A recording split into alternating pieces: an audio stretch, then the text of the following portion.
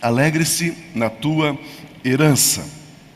E nós estamos lendo Gálatas, capítulo 4, de 4 a 7. Gálatas 4, de 4 a 7. Se você tem o livro Liberdade Cristã, leia esse capítulo 4 de Gálatas no livro, na paráfrase, ok?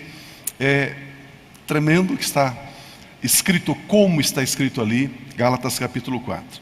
O texto sagrado diz: mas quando chegou a plenitude dos tempos, nós estamos aprendendo que plero, plenitude ali é cheio, pico, ápice, ok? Deus, ele age no tempo. Deus não age antes e nem depois. Com isso, não adianta você ficar ansioso, achando que a sua ansiedade vai mudar Deus. Ela não vai. Deus, inclusive, não está com pressa. Somente está com pressa aquele que está atrasado. Como Deus não está atrasado, Ele não perdeu o controle, Deus não está com pressa. Esse texto diz: mas na plenitude dos tempos, a plenitude, quando chegou a plenitude do tempo, Deus enviou seu Filho, Jesus, o seu Filho. Deus só tem um Filho, só Jesus, só o seu Filho, só um ele tem. Ele enviou Jesus, o seu Filho, nascido de mulher, nascido debaixo da lei, a fim de redimir, a fim de resgatar, aqueles que estão aqueles que estão debaixo da lei. Queridos, esse redimir e esse resgatar é muito interessante. Vimos uma tragédia recentemente de um grande terremoto que aconteceu, e nesse terremoto muitas pessoas soterradas estavam ali debaixo dos escombros. E essas pessoas, elas precisam ser redimidas, resgatadas de debaixo dos escombros, ok? Só que essa palavra redimir aqui, ela é um pouquinho mais profunda. Não é só, Jesus não veio somente tirar você de debaixo da lei. Pelo fato de você estar debaixo da lei, isto significa que você tinha um dono, tinha um Senhor, chamado lei. E quando Jesus veio para redimir a mim e a você de debaixo da lei, esse dono disse: eu libero o pio só se você pagar. Esse redimir aí é resgatar mediante pagamento. Fomos resgatados, redimidos, remidos mediante pagamento. Isso é muito importante. Agora, vejamos o seguinte aspecto. A Bíblia Sagrada diz que existe somente na humanidade, durante toda a história da humanidade, existe somente 3 gerações. A geração que existiu, que viveu de Adão até Moisés, a primeira geração. A segunda geração que viveu de Moisés até Jesus, o nascimento de Jesus. E a terceira geração de Jesus, do nascimento de Jesus, morte e ascensão, até a segunda vinda de Jesus. São somente 3 gerações. Existem somente 3 gerações. A geração que viveu antes de Moisés, ou antes da lei. A geração que viveu debaixo da lei. Aí Jesus veio para nos redimir, para nos resgatar, para nos tirar, mediante pagamento, tirar eu e você de debaixo da lei. E a geração que agora está debaixo da graça de Deus. Diga amém, aleluia. A geração que está debaixo da graça de Deus. Essa é a terceira geração. Quando alguns jovens dizem: nós somos a geração que vamos trazer o avivamento, nós somos a geração que não sei o quê, nós somos a geração não sei o quê. Bobinhos, não sabem nem o que estão falando. Aleluia. não sabem nem o que estão falando. Existe na Bíblia o grupo de pessoas, uma geração de pai, filho, existe a palavra geração. Mas essa geração que eu estou falando é uma geração de dispensação, de épocas, e não de 40 anos. Por exemplo, Jesus, quantos de vocês sabem que Jesus é um gênio? Hã? Quantos de vocês sabem que Jesus é mais do que um gênio? Ele é Deus. Jesus é fantástico, simplesmente apaixonante. Jesus diz: não passarão estas coisas, esta geração não vai passar, não passarão essas coisas além dessa geração. E eles ficaram pensando, bom, uma geração é calculada em 40 anos, então esta geração, esse grupo de pessoas que estão convivendo com Jesus, verão a volta de Jesus. E eles programaram, Jesus vai voltar. Mas passou os 40 anos, passou 500 anos, passou-se 1000 anos, passou quase 2000 anos e Jesus não voltou. Que geração é essa, hein? Uma geração com 2000 anos de vida? Que história é essa? E aí então, vem os teólogos. Quantos de vocês sabem que tem gente que pensa que sabe tudo? Hã? Tá cheio, né? Tem um monte de gente que acha que sabe tudo. Não tem espaço para aprender. Não, eu não concordo com o que o Pio está falando. Eu vejo diferente. Azar seu. Jesus disse assim: não vai passar essa geração sem que as coisas aconteçam. Aquela geração morreu, Jesus não voltou. E aí então, quando o Estado de Israel foi novamente restaurado, reconstituído, quando foi reconhecido novamente a nação, o Estado de Israel, as pessoas diziam: é isso que Jesus disse, é essa geração. Então, quando que foi estabelecido, restaurado o Estado de Israel? Então são 40 anos, Jesus volta. E aí marcaram a volta de Cristo. Pastores safados, caco, sabe o que eles fizeram? Olha, venda o teu carro, venda a sua casa, traz aqui para o ministério, tá? Porque Jesus vai voltar daqui uns dias. Olha, não vai passar essa geração, a geração da restauração do Estado de Israel. Então ele vai voltar. Você vai deixar a de Cristo? Para com isso, irmão, traga para cá. Eu particularmente conheço um que pegou todo o dinheiro do povo, da igreja, e foi embora. Nós somos a terceira geração. A primeira de Adão até Moisés, a segunda de Moisés até Jesus, e a terceira do nascimento de Jesus até a segunda vinda de Jesus. E quando Jesus voltar, nós estamos vivendo debaixo da graça de Deus. Por isso que o texto está dizendo: Ele veio para nos resgatar, tirar de debaixo da lei, mediante pagamento. E o texto continua dizendo: a fim de redimir os que estavam sob a lei, para que recebêssemos a adoção de filhos. Vocês não estão aí hoje. Eu disse no começo que ele só tem um filho, Jesus, filho unigênito. Agora Jesus tira você de debaixo da lei e você recebe a adoção. Você se torna filho de Deus. Não. Você se torna filho de Deus por adoção. Aleluia. Aleluia. Mas pense comigo, raciocine comigo.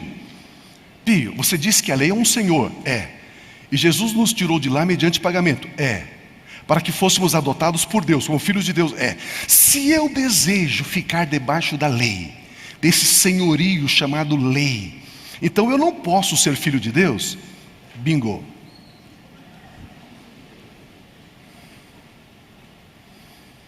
Você não pode servir a dois senhores, a lei e a graça. Meu Deus. Meu Deus. Aleluia. Leia de novo o texto. A fim de redimir tirar mediante pagamento, resgatar mediante pagamento, os que estavam sob a lei. Para quê? Para que recebêssemos a adoção de filhos de Deus. Olha o próximo versículo. E porque vocês são, meu Deus. Oh, aleluia. Meu Deus. Queridos, olha que coisa impressionante. Deus está dizendo que Ele considera o pagamento que Jesus fez, resgatando a mim e você, Ele considera como perfeito, cabal, terminou, concluiu. No grego diz tetelestai, está consumado, está feito, ao ponto de Deus considerar você filho dele em Cristo Jesus. Olha o texto novamente. E porque vocês são filhos, Deus enviou o Espírito Santo, o mesmo Espírito Santo que estava sobre Jesus, o Espírito do seu Filho, Ele enviou ao coração de vocês. O Espírito Santo encheu o seu coração. Queridos, eu não sou pentecostal, eu sou ultrapentecostal. Só que nós entendemos um pouco, uma forma equivocada, o que é ser pentecostal. Alguns dizem o seguinte: pentecostal é ser o aleluiado. Pentecostal é ser o cara assim, do fogo. Aleluia, oh glória, estou sentindo, oh Deus, oh glória, aleluia. Isso é ser pentecostal. Venha para a minha igreja, aqui tem fogo. Isso é ser pentecostal. Alguns dizem, ser pentecostal é ter as manifestações do Espírito, os dons do Espírito, a liberdade no Espírito. Só que a língua do camarada é maior que o corpo dele.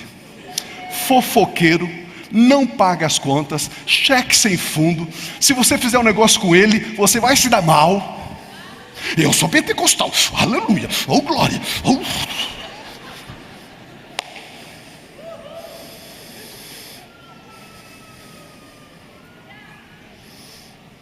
Olha o que o texto diz.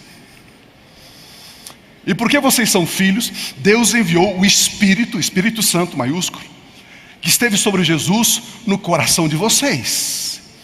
E Ele clama: Abba, Pai, Papai, meu Pai. Queridos, o máximo que o povo judeu conseguia se aproximar de Deus era dizendo que Abraão era o pai deles. O máximo era Abraão. Abraão, o nosso pai, o pai Abraão. Agora vem um moço andando pelas estradas poerentas da Palestina e começa a chamar Deus de pai. Deus de pai. Eles ficavam simplesmente cheios de ira, de ódio contra Jesus. Quem você pensa que é? Você não guarda a lei e você diz que Deus é seu pai? E Jesus diz: por não servir a lei é que eu sirvo ao meu pai. Se eu sirvo a lei, eu não posso servir o meu pai. E o Espírito Santo, ouça isso, pelo amor de Deus. Quando Paulo usa a expressão rogo-vos, no grego, a palavra rogar é se prostrar diante da outra pessoa e pedir encarecidamente. Rogo-vos. Não, quando você roga para alguém alguma coisa, não é que você quer que aquela pessoa obedeça a você, os seus rogos, os seus pedidos. É que você quer que aquela pessoa se beneficie com aquilo que você está falando para ela. Não é um pedido, não é uma imposição. É um benefício que você está dando a ela. Então, por gentileza, eu estou rogando, me ajoelhando aos seus pés. Estou rogando a você, o Espírito Santo, primariamente, Ele veio e encheu o seu coração, para que você tenha uma convicção inabalável, certa e total, integral, de que Deus é teu Pai.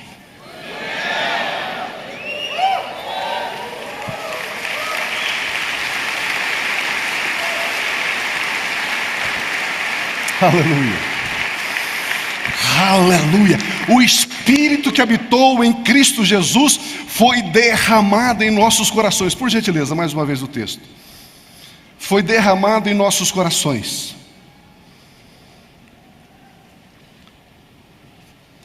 Foi derramado em nossos corações. Não é impressionante isso? Para quê? E ele clama: Abba, Pai, Papai. E aí você tem certeza que Deus te ama. João, ele escreve 5 vezes no Evangelho de João: eu sou o discípulo que Jesus ama. Jesus me ama. Jesus me ama. Daqui a pouco ele escreve de novo: Jesus me ama. Aí você olha e lê e diz: esse João é meio orgulhoso, né? Ele fica dizendo: Jesus me ama, Jesus me ama. Pedro, oh, Jesus me ama, oh. Qual é a importância de você saber que Jesus ama você? Porque isso é muito relevante. Sabe por quê? Pergunta para mim, por quê? O pessoal da galeria não perguntou. Pergunta por quê? Porque se você sabe, se você está convencido, convicto de que Ele te ama, não importa o problema, a luta, a adversidade, a necessidade, não importa as circunstâncias, você sabe que Ele te ama. Deixa eu explicar melhor. O seu relacionamento com Deus não depende das circunstâncias. Você sabe, e você sabe, e você sabe, e você sabe, e você sabe que Ele te ama. Uau! Não fica mais gostoso? Ele colocou o Espírito dele. Olha o versículo 7, 6 ou 7. Assim, você já não é mais escravo, meu Deus, mas filho. E por ser filho, Deus também o tornou o quê? Tornou o quê? Você é o quê? Herdeiro de Deus. Herdeiro de Deus. Nós somos herdeiros de Deus. Oh, meu irmão. A palavra herdeiro no grego, kleronomos. Sabe o que significa herdeiro? Queridos, na língua portuguesa, você vai no dicionário, você pega uma palavra e tem um significado. Mas essa mesma palavra, no dicionário de teologia, ele tem um outro significado. Esta mesma palavra, no dicionário de filosofia, ele tem outro significado. E às vezes nós pegamos a Bíblia e lemos a Bíblia, os termos bíblicos, as palavras, e interpretamos como se fosse a língua portuguesa, uma literatura da língua portuguesa. Só que nós estamos lendo teologia. Por isso que a palavra justiça para nós fica difícil de ser entendida, porque justiça para nós é penalizar, é punir. Mas justiça para Deus é: a pena já foi paga, Ele está livre de condenação. Isso é justiça. Assim como herdeiro. Sabe o que significa herdeiro? Herdeiro de Deus significa Deus, Ele dividiu o que Ele possui. Ele designou uma porção para você. Ele inseriu você em tudo que Ele é, em tudo que Ele tem, em tudo que Ele pode, e diz: este é o seu legado, essa é a sua porção, você é meu herdeiro. Com o propósito de tornar você tão digno, ao ponto de se parecer com Ele. Meu Deus! Herdeiro de Deus.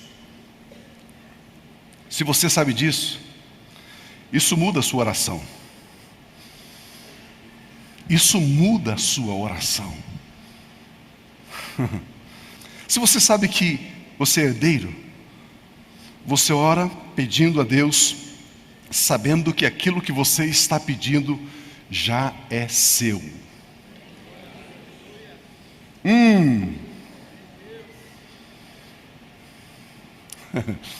Fazendo uma palhinha só, posso adiantar um pouquinho?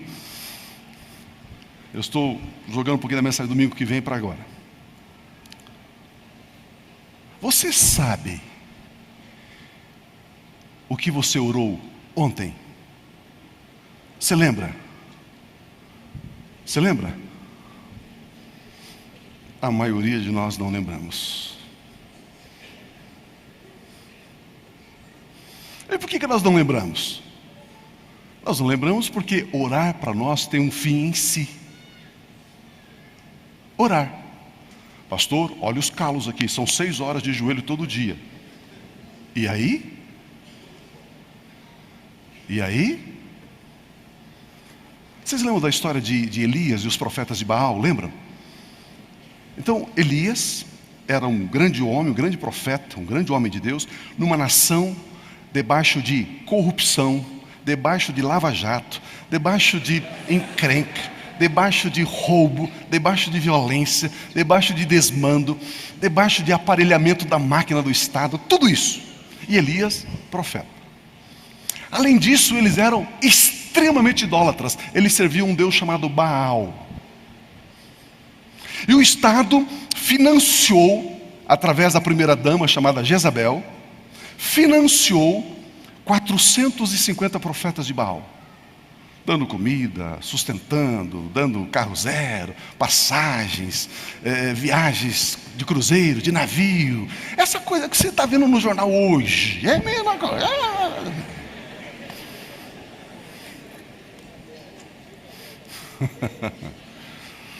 E aí então esse profeta falou assim: não, isso está errado, isso está errado, isso não está certo.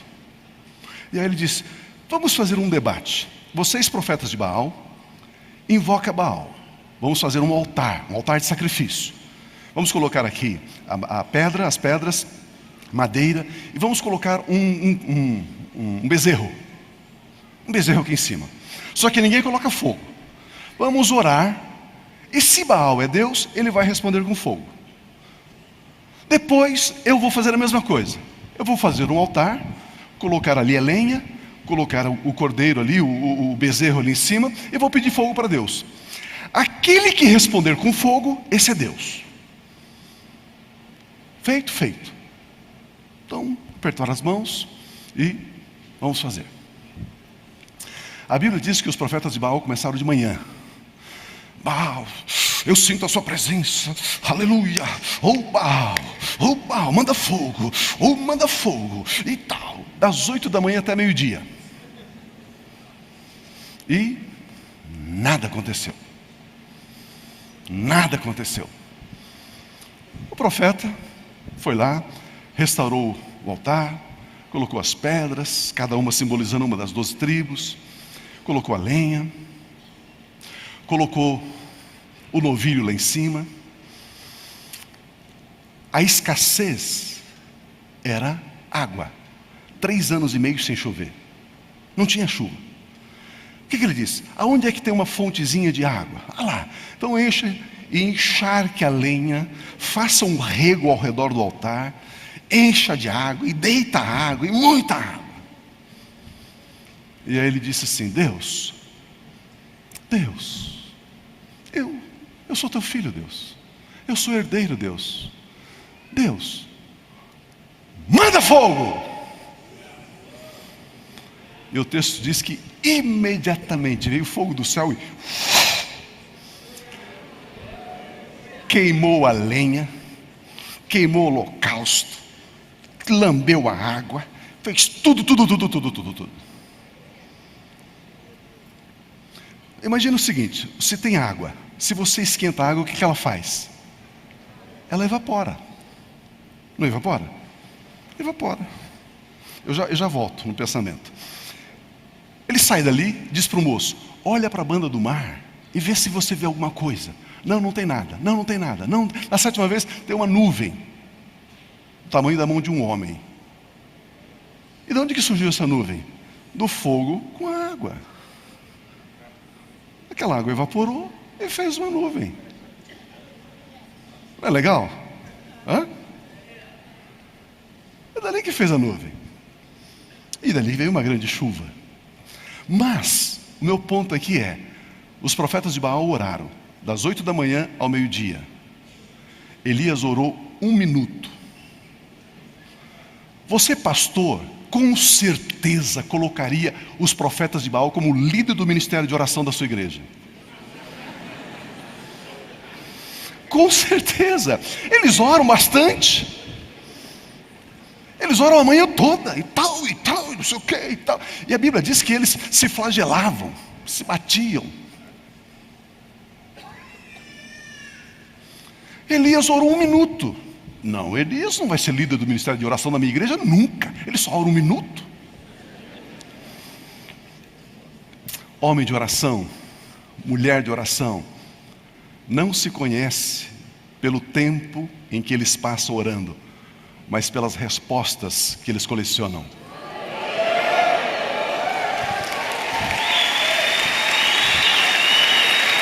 Meu Deus!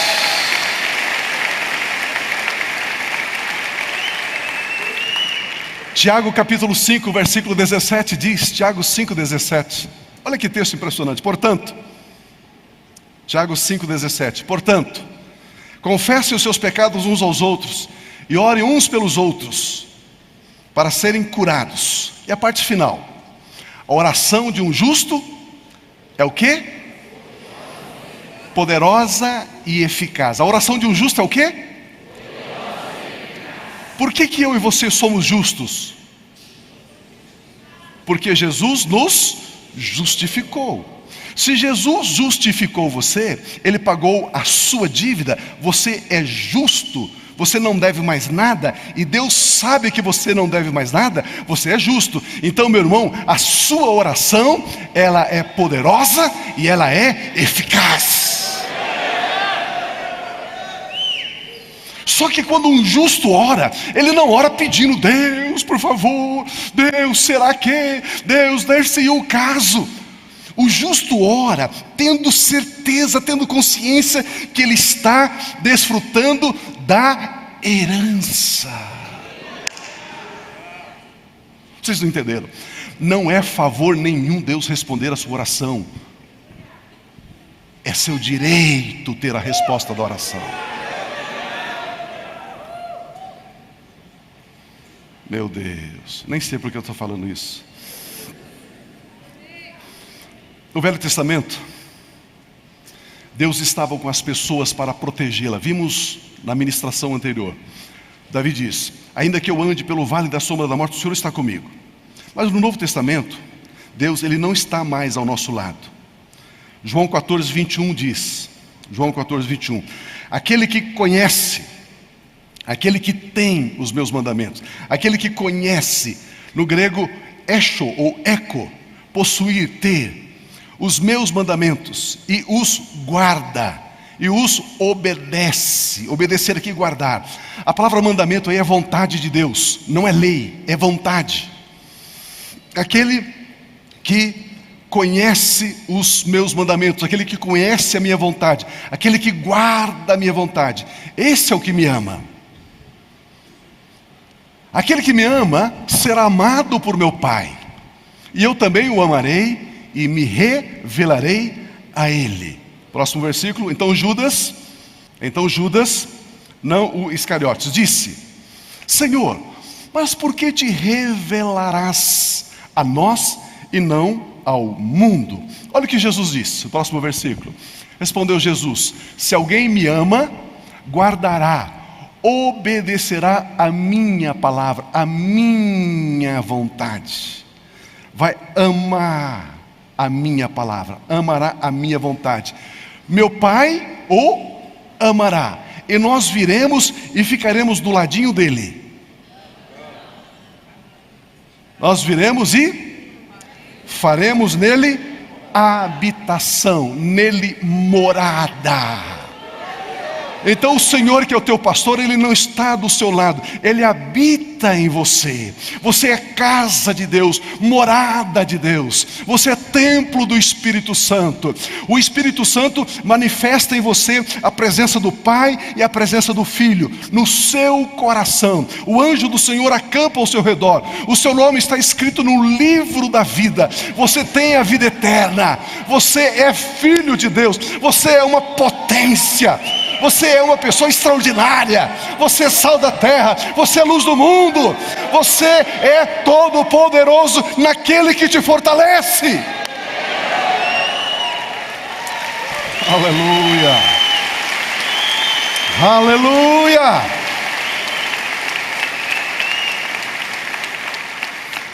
Vocês perceberam porque eu disse: diga para a pessoa que está do seu lado, eu amo Jesus? Porque aquele que ama Jesus, ele declara: esse guarda a minha vontade. A obediência aqui como lei tem como objetivo obter algo. A lei, você obedece a lei, tenta cumprir a lei para obter algo. Esse é o raciocínio da lei. Agora, a obediência como amor tem como objetivo agradecer. Você obedece, você guarda a palavra dele para agradecer aquilo que você já tem. Você já é filho, você já é herdeiro. E por que guardar a palavra de Deus? Por que obedecer a palavra de Deus? Porque você já possui, você já é herdeiro. Na lei, você não é herdeiro. Na lei, você não tem. Você tem que fazer algo para merecer algo. Na graça, você já é filho de Deus. Você ama a palavra de Deus. Você obedece a palavra de Deus. Não para merecer, mas porque você já possui. Aleluia. Isso merece um aleluia, não merece? Você ama Jesus? Diga assim: eu amo Jesus. Por isso eu guardo, eu obedeço a sua palavra. Aleluia, aleluia. Uma garota sempre a sua mãe dizia: filha, arrume o seu quarto. Olha aí, está tudo bagunçado. Coloque a roupa no lugar. Olha, arruma a sua cama. Filha, você não arrumou a louça do almoço? Olha aí. Filha, dá uma asseada, dá uma organizada nessa sala. Filha, olha aí, a mamãe pede todo dia para você. Ah, mãe, eu estou correndo. Ah, mãe, eu tenho prova. Ah, mãe, não sei o quê. Ah, mãe, eu estou cansada. Ah, mãe, eu vou dormir agora. Ah, mãe, eu tenho que usar o WhatsApp. Ah, mãe, eu tenho que...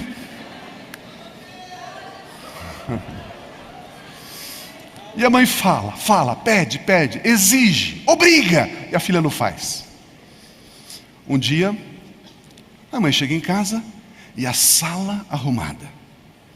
Ela olha a cozinha perfumada.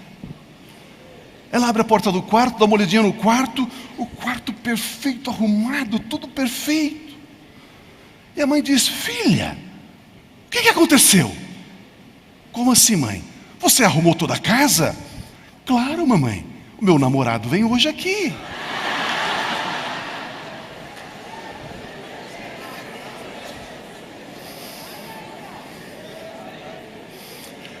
Antes, porque era lei, ela tinha que fazer, ela não fazia. Agora, por amor, ela faz.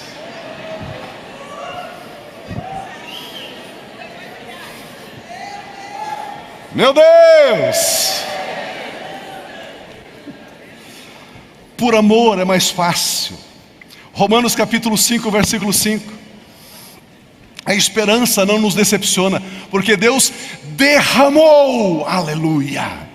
Deus derramou, a palavra derramar é ekchel, significa despejar amplamente. Deus derramou o seu amor para encher os nossos corações. Imaginemos o seguinte: eu estou com um balde de água aqui, e aqui tem duas pessoas com um copo, e eu despejo esse balde d'água nesse copo. Isso é derramar. Vai cair água dentro, vai cair água fora, sem medida, sem controle, sem escassez. É essa expressão aqui no grego. De novo o texto, por gentileza. Porque Deus derramou seu amor em nossos corações, por meio do Espírito Santo, que Ele nos concedeu. Por isso que é fácil vir à igreja, por isso que é fácil adorar, porque o Espírito Santo, ele veio e agora ele me convence que Deus é meu Pai. E não somente isso, pentecostalismo, vida pentecostal significa estar com o seu coração cheio do amor de Deus. Isso é ser pentecostal. O aleluia é bom, o sapatinho de fogo, ok, não tem problema, mas se você ficar aí, você tem uma vida pentecostal muito rasa, muito superficial. Mas se o Espírito Santo diz que Ele é teu Pai, e você começa a entender que você é herdeiro, se o Espírito Santo enche o seu coração de amor, e você começa a amar, amar, amar, você é um pentecostal de verdade. Meu Deus. Se você ama, ama. A hora que você terminar desse culto tão gostoso, tão abençoado, e o irmão aí no estacionamento entra na sua frente, você para, deixa, por gentileza, irmão, pode ir.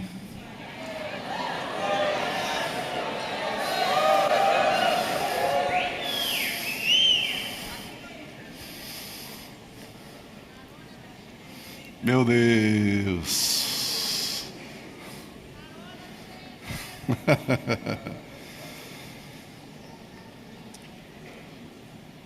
E o Espírito Santo nos foi dado. A palavra aqui, entregar, dar, didome no grego, dar algo a alguém de livre, espontânea vontade para a sua vantagem. Meu Deus! De novo o texto. Olha que texto lindo. Por meio do Espírito Santo que Ele nos concedeu, que Ele nos deu. A palavra conceder ali, ou dar no grego, significa didome. Didome é dar algo a alguém de livre e espontânea vontade. Deus deu o amor dele, o Espírito Santo, para encher o seu coração. O amor do próprio Deus, Ele deu a você de livre e espontânea vontade para a sua vantagem, para o seu benefício. Por isso que quando você ama Jesus, você guarda a palavra de Jesus, porque isso é para o seu benefício. Aleluia. O próprio amor de Deus foi derramado.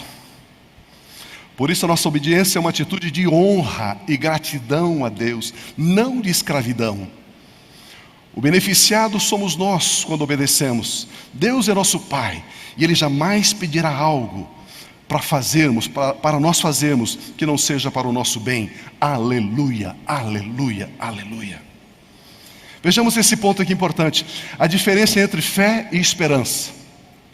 Esperança no grego, a palavra esperança é elpis, que significa expectativa. Esperança é uma expectativa. A palavra fé é pistis, que significa é a substância, é a certeza do que você espera. Então você tem uma esperança, você tem uma expectativa. Nós cristãos fazemos confusão com isso. Ah, pastor, eu creio que isso vai dar certo. Eu creio, eu tenho fé. Não. Você tem esperança. Você tem expectativa. Fé é certeza. Fé é substância. Então, às vezes, surge um desejo. E aí você tem esperança de que o desejo se materializa. Aí você pega um texto bíblico que dá base para esse seu desejo. Aí você tem a substância, aí você tem fé. Aleluia. O amor é quem nutre a nossa esperança. Por isso, nós guardamos a vontade de Deus, o querer de Deus. Isso significa que nós manifestamos a vontade de Jesus onde nós estamos e por onde nós passamos. Por isso que o cristão, ele é educado. Por isso que o cristão chega de manhã no trabalho, na segunda-feira, e diz: olá, bom dia pessoal, tudo bem? Como estão vocês? Por isso que o cristão estende a mão, sorri, abraça, se importa. Aleluia. Porque ele faz isso porque ele ama a Jesus e não é por obrigação. Porque as pessoas conhecerão Jesus através de nós, em nós. É assim que as pessoas conheceram Jesus. Através do nosso gesto, da nossa resposta branda. Queridos, nós erramos.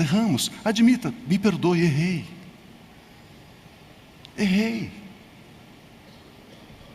E aí as pessoas conhecerão Jesus através desse nosso gesto. Você é funcionário? Seja o melhor funcionário. Chegue no horário. Não perca tempo roubando o tempo do seu patrão no seu telefone celular, nas mídias sociais, isso, aquilo. Você está roubando o seu patrão. Você não foi contratado para ficar conversando com amigos e mandando mensagem, não sei o quê. Você foi contratado para produzir algo para aquela empresa que te contratou. Deus está falando com alguém aí.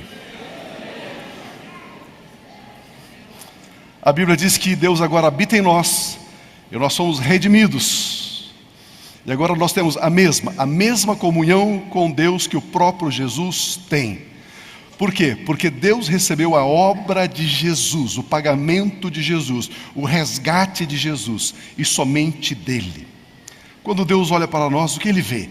Gálatas 4:26. Aliás, 3:26. Gálatas 3:26. Todos vocês são filhos de... Como é que você se torna filho de Deus? Mediante a fé em Cristo. O que é mediante a fé em Cristo? Eu quero me tornar filho de Deus. Aliás, eu achava que eu era filho de Deus. Mas agora a Bíblia está dizendo que eu me torno filho de Deus mediante a fé em Cristo. O que é isso? Cristo morreu na cruz.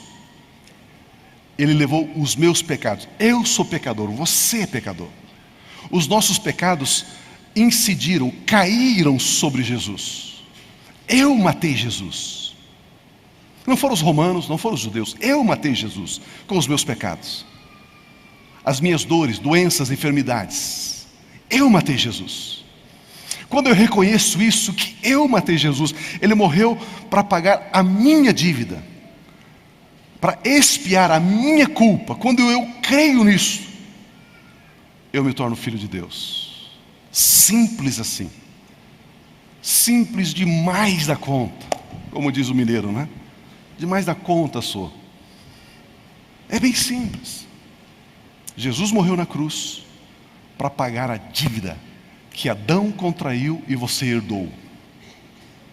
Alguém aqui já herdou alguma dívida alguma vez ou não? Meu Deus, né? Nós herdamos, todos vocês teriam que ter levantado as mãos, todos, porque nós herdamos a dívida de Adão. Alguém aqui já herdou uma dívida? Aleluia.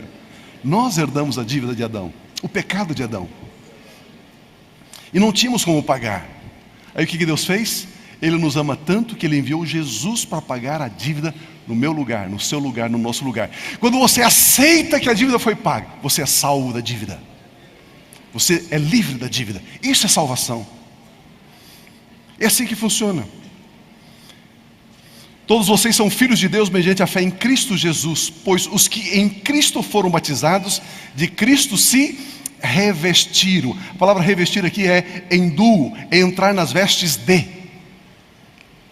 Você tira a veste de lamento, as vestes de tristeza, as vestes de angústias e de um espírito angustiado, e agora você veste as vestes de Jesus. E quando você chega na presença de Deus, Ele olha para você, Ele vê você como Ele vê o próprio Filho de Deus, o próprio Filho dele, Jesus. Porque inclusive nós temos as mesmas vestes. Meu Deus.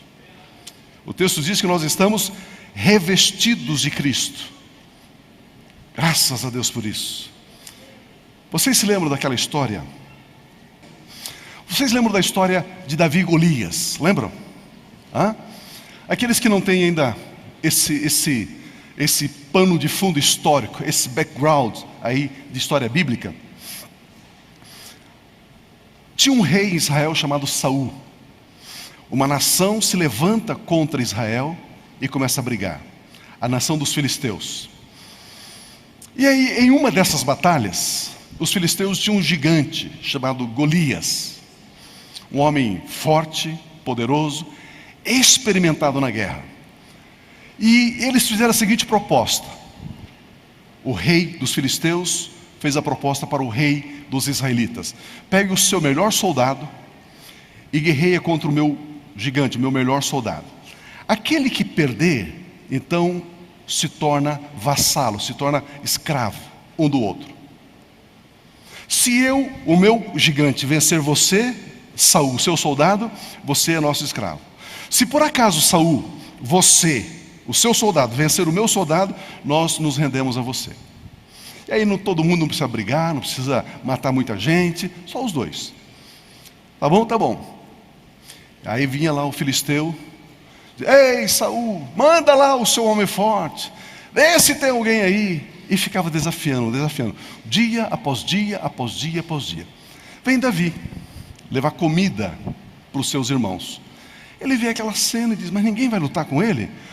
Não tem ninguém corajoso. Então eu vou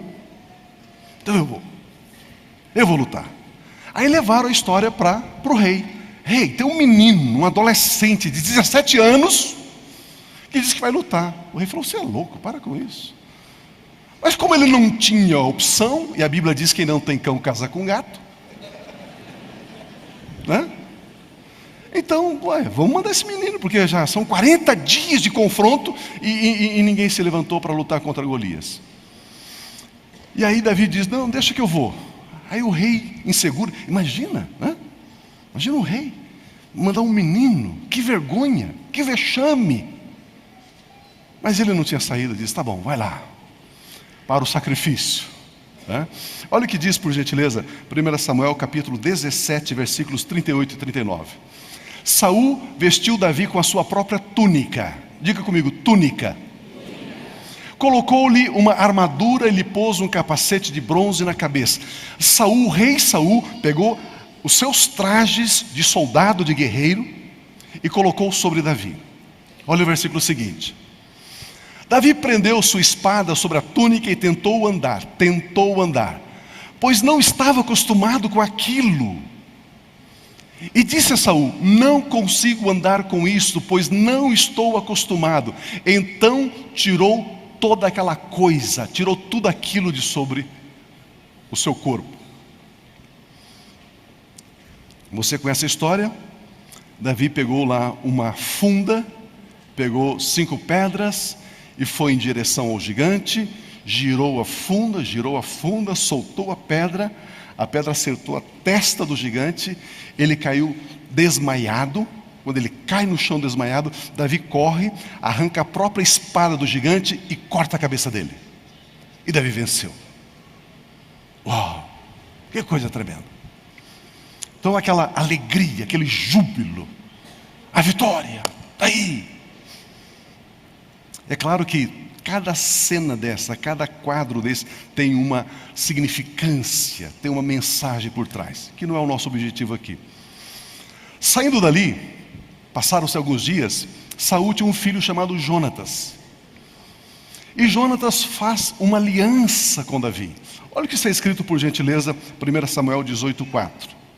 1 Samuel 18,4. Jonatas tirou o manto que estava vestindo, a túnica, o manto que estava vestindo, e o deu a Davi, com a sua túnica.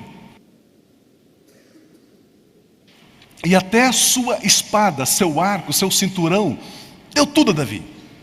Agora Jonatas pega a sua armadura, a sua espada, a sua lança, a sua túnica, seu capacete e dá para Davi.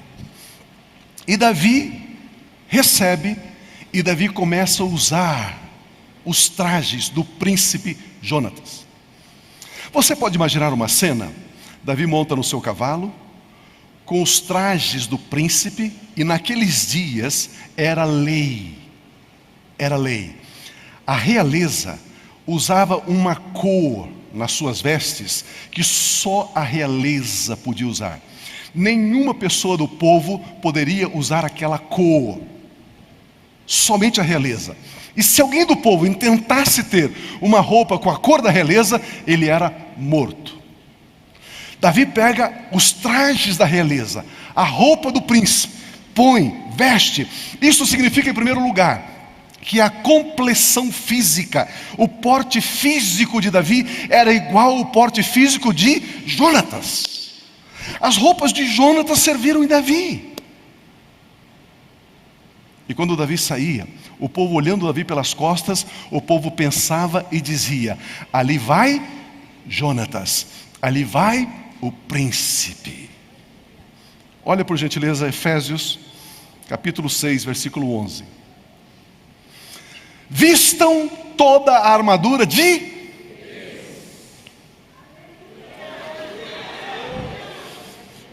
Olha o que a Bíblia está dizendo. A Bíblia está dizendo, vista a armadura de Deus. Com isso a Bíblia está dizendo, o seu porte físico é igualzinho de Deus. Agora você veste a túnica, o capacete, o texto continua dizendo, a espada do Espírito, calça os pés com as sandálias da preparação do Evangelho da Paz, o escudo da fé, o cinturão da verdade, e você toma a armadura de Deus. Aí você está andando com a armadura de Deus. Os demônios veem você pelas costas. Os demônios olham para você e dizem o quê? Ali vai Deus!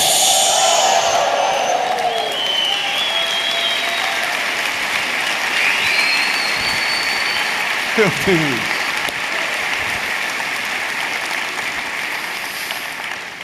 Queridos, isso significa que você é filho, que você é rei, que você é sacerdote, que você tem permissão de usar as cores da realeza.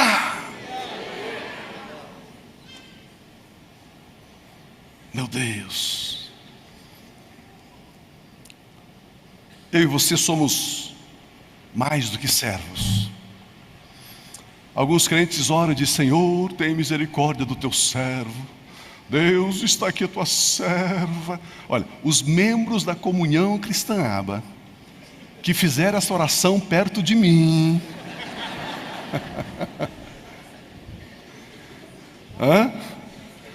Senhor, aqui está a tua serva, coitadinha dela, humilde, Senhor, quebrantada, desgraçada, desdentada, descabelada.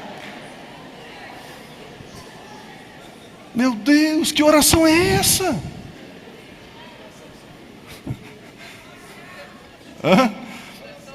Oração sofredora, meu Deus. João capítulo 15, versículo 15. Jesus, Deus, Ele olha para mim e para você e diz assim: já não os chamo servos. Por quê? Porque o servo, ele não sabe. Qual é a característica do servo? Não saber. Qual é a característica do servo? Ignorar, desconhecer. Quando você diz assim: Senhor, aqui está o teu servo, a tua serva, você diz: eu sou ignorante, tapado, burro, cego. É isso que você está dizendo, porque a Bíblia está dizendo que o servo, ele não sabe. O que rotula, o que carimba, o que estigmatiza o servo, ele não sabe. Olha o texto. O servo não sabe o que faz o seu senhor. Em vez disso, eu os tenho chamado de... Opa! Eu os tenho chamado de amigos, porque tudo o que ouvi de meu pai, eu lhes tornei conhecido. Eu revelei para vocês, eu falei para vocês. Então você já não é mais servo, meu irmão, você agora já é amigo. Agora, imaginemos o seguinte: você está aqui, servo. Pio, mas a Bíblia não diz que nós somos servos? Sim. E uma etapa da sua vida, e um momento da sua vida, você é servo. Só que você não pode permanecer nesse status, nesse estado. Você não pode permanecer ignorante. Você precisa conhecer. Porque, e conhecereis a verdade, e a verdade vos libertará do quê? Do estado de servo. Se você conhece, você é livre. Você não é mais doulos no grego. Você não é mais escravo. Você não é mais servo. Agora você sabe. Se você sabe, você é amigo. Agora, imagina que você é amigo de uma pessoa e o pai dessa pessoa é muito rica. E aí, esse filho, ele é herdeiro. Por você ser amigo, você vai herdar alguma coisa? Não. Você é amigo de um herdeiro. Você é somente amigo de um herdeiro. Dá uma olhadinha, por gentileza, João, capítulo 20, versículo 17. Jesus diz: não me segure, falando para as mulheres depois da sua ressurreição, pois ainda não voltei para o Pai. Vá, porém, a meus... Ele chama os discípulos de... Percebe que em um momento da vida deles, Jesus disse aos seus discípulos: vocês são meus servos. Jesus instrui, ensina e diz: vocês são meus amigos. Agora passa mais um momento, mais uma etapa, e Jesus chama eles de irmãos. Se de fato somos irmãos de Jesus, e somos de fato irmãos de Jesus, nós somos filhos de Deus. Se nós somos filhos de Deus, nós herdamos, somos herdeiros de Deus. E se somos herdeiros de Deus, nós somos co-herdeiros com Jesus Cristo. Você consegue ver esses estágios? Você precisa se comportar como filho, como filha. Saber que você é herdeiro de Deus, você é herdeira de Deus. Esta é a verdade. 1 João 3 diz assim: amados, somos filhos de Deus. Agora, neste tempo, nós já somos filhos de Deus. Você não pode perder a consciência de que você foi comprado e se tornou servo. Mas você também não pode perder a consciência de que a palavra está sendo revelada, o conhecimento está sendo dado a você, e você sai da condição de servo e passa a ser amigo. E você não pode perder a consciência de que agora também você recebeu a adoção, e você agora é filho. Filho. Aleluia. Graças a Deus por isso. Agora que nós sabemos que nós somos filhos, então nós avançamos a passos largos em direção à maturidade. Maturidade. E aí, queridos, dentro da filiação, existem os filhos maduros que podem herdar e os filhos crianças que não podem desfrutar da herança. Essa é a única razão entre um crente abençoado, abastado, feliz, poderoso, e um crente minguado, raquítico, frágil. Essa é a diferença. Um amadureceu, é adulto, cresceu, e o outro é infantil. Por isso que a visão do nosso projeto, da nossa igreja, é salvar vidas e formar líderes. Entende-se a expressão formar líderes, sermos filhos maduros. Por isso que nós damos cursos, por isso que nós fazemos retiros como esse que acabamos de fazer hoje. É treinamento, é capacitação para você ser maduro.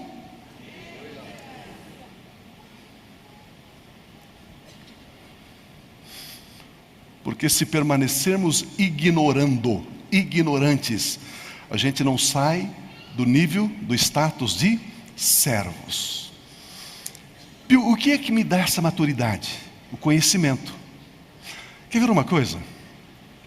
E 2 pensamentos para encerrar. Bem interessante, vale a pena. Vale a pena.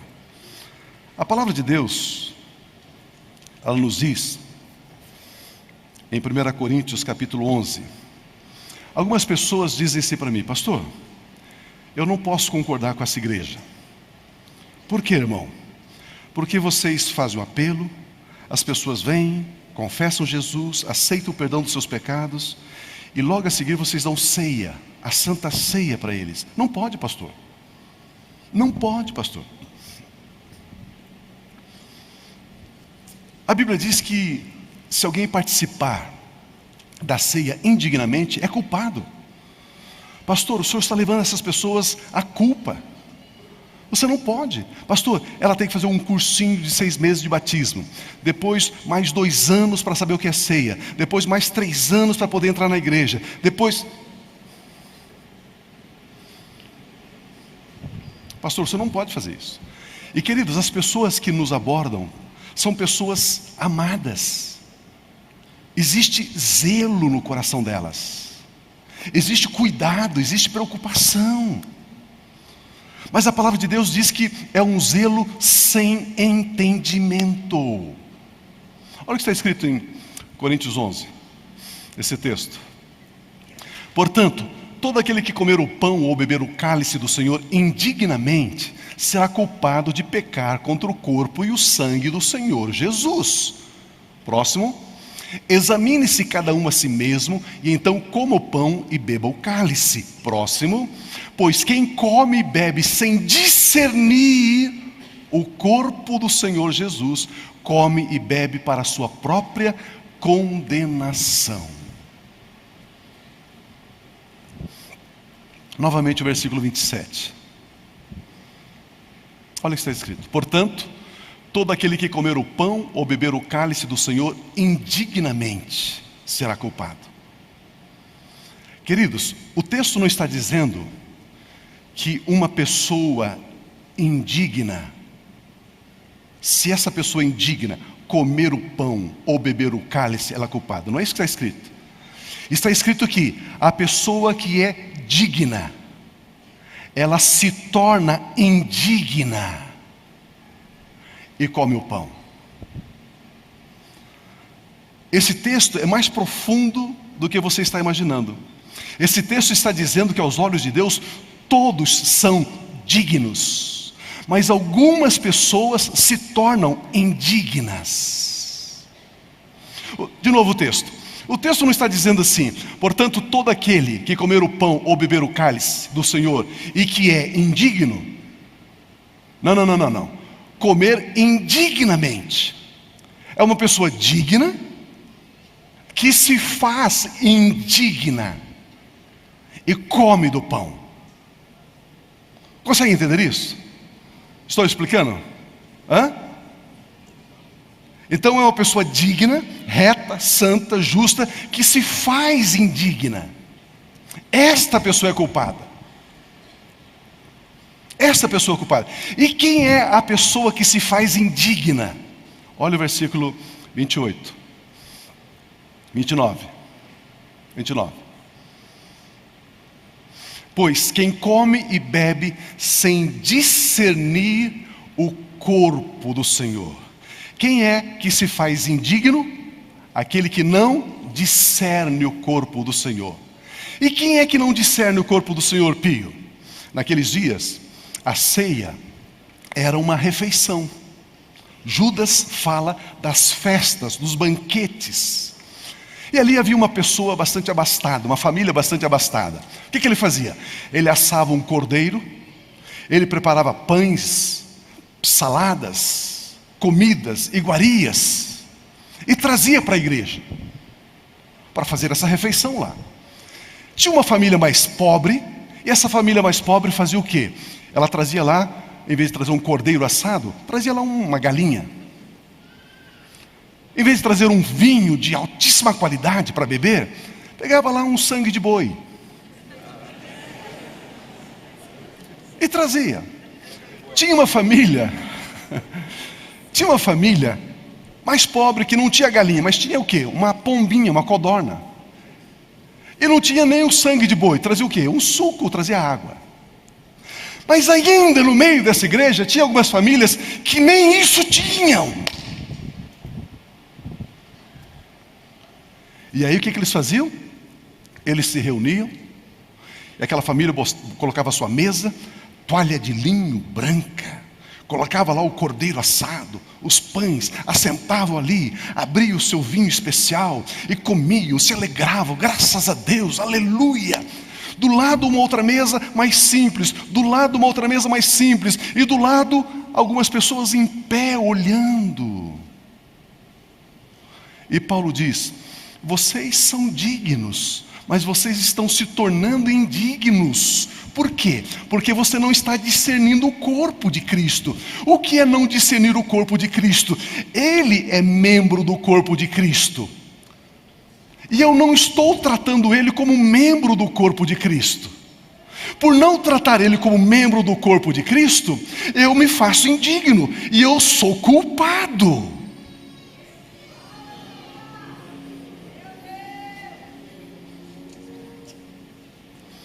Por não honrar o meu irmão, por não partilhar um pouco daquilo que eu tenho, por não respeitar o meu irmão, por não olhar com carinho e com afeto o meu irmão, por não abrir um espaço na minha mesa e dizer: irmão, vem, sente-se comigo. Eu sou digno, mas por não discernir que você é membro do corpo, por não discernir que você é corpo de Cristo, por não discernir que você foi salvo, remido e lavado, por não discernir, por não honrar, reconhecer quem você é de fato, que você é filho de Deus, é meu irmão, eu me torno indigno. Então, queridos, servir a ceia não tem nada a ver com servir a ceia para um novo convertido. Não tem nada a ver servir a ceia para criança. Imagina uma criança de 5 anos, 6 anos que participa da ceia. Se essa criança vier a falecer, ela vai participar da ceia das bodas do Cordeiro lá no céu? Sim ou não? Sim. E por que ela não pode participar agora?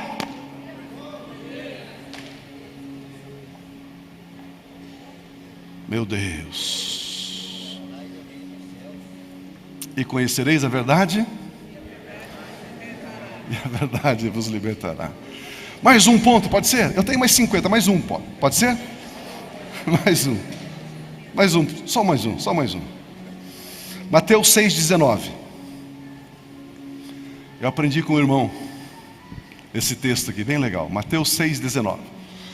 Não acumulem, Jesus está dizendo, não acumulem para vocês tesouros na terra, onde a traça e a ferrugem destrói, e onde os ladrões arrombam e furtam. Não acumulem para vocês tesouros na terra. Olha o que a religião faz com a gente. Olha como a religião quer que você viva debaixo da lei, escravizado à lei. E você está passando por um momento difícil na sua vida, financeiro, econômico. Aí você olha para outro irmão, a Bíblia diz, não ajunteis tesouro aí, ó. Comprou mais um carro. Agora o Pio comprou um avião. Está vendo? O Pio sobe no púlpito, prega uma coisa e vive outra. A Bíblia diz, e não ajunteis tesouro na terra. Está lá. Me explica esse texto, pastor. Me explica. Aqui, me explica.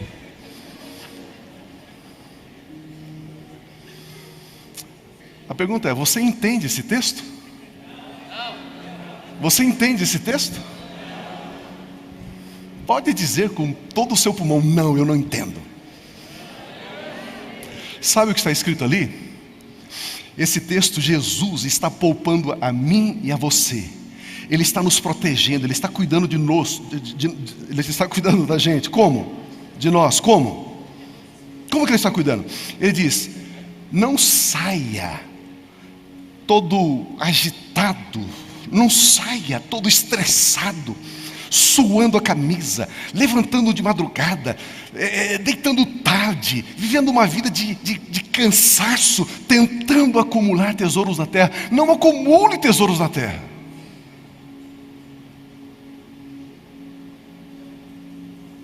E aí, Senhor, eu vou lhe dar os tesouros. Queridos, é isso que Ele está dizendo. É erro você priorizar riquezas e achar que com a sua capacidade, com a sua habilidade, com os seus diplomas, com toda a sua eloquência, com toda a sua vivacidade, sagacidade, você vai conseguir ter tesouro. Ele diz, não faça isso. Deixe que eu te abençoe. Deixe que eu te prospere. Deixe que eu te conceda abundância. Eu vou lhe dar os tesouros. Pare de achar que você consegue pela sua própria capacidade. Dependa da minha capacidade, diz o Senhor.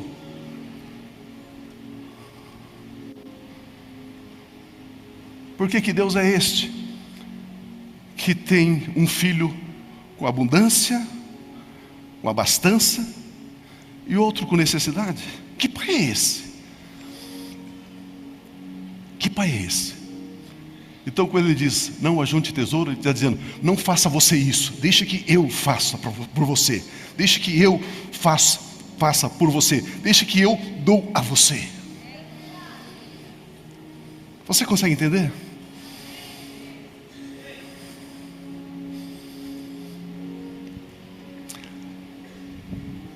Um filho adulto é herdeiro e ele desfruta.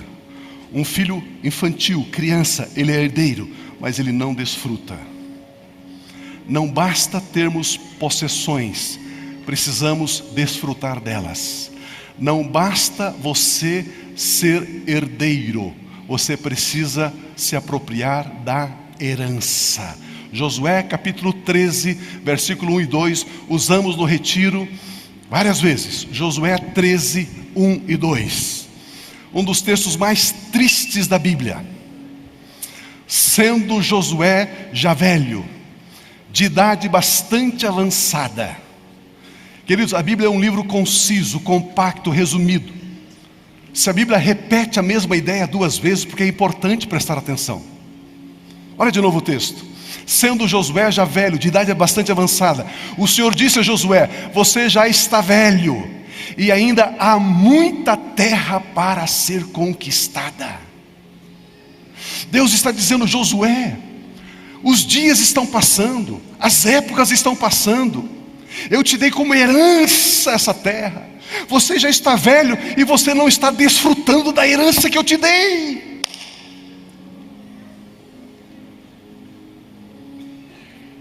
Olha o versículo 2. Esta é a terra que resta, todas as regiões dos filisteus e dos gesuritas. E aí o texto vai embora. Esse texto está dizendo, eu te dei essa herança, você já está velho, os dias estão passando, e você não está conquistando, desfrutando da herança que eu te dei. E enquanto você não desfruta daquilo que eu te dei, tem outros que estão desfrutando em seu lugar.